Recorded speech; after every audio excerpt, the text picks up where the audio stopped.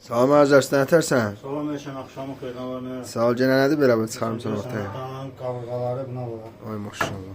Ay maşallah. Nə boyda deyə bu? Körpə dananın qavrğaları buna var.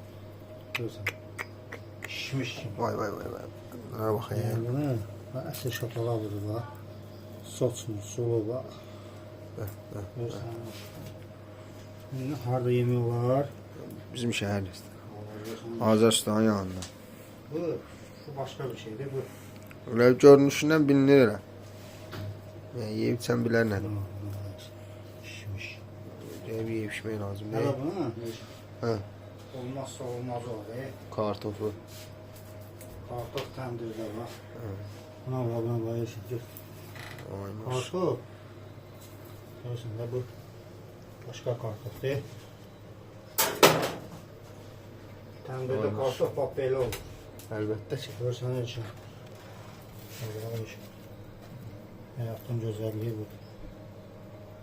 Turşusu da yanında. Turşusu da yanında. Bax belə Dərman ne dərman. belə bir dənə kebab seti. Harda yemək olar ayırsan. Azərbaycan yanında bizim şəhər restoranında. Görürsən gözəllik. Çəkim. Olmuş. Gediredi yanmır. Gedir, dayanmır. Getdi, soy.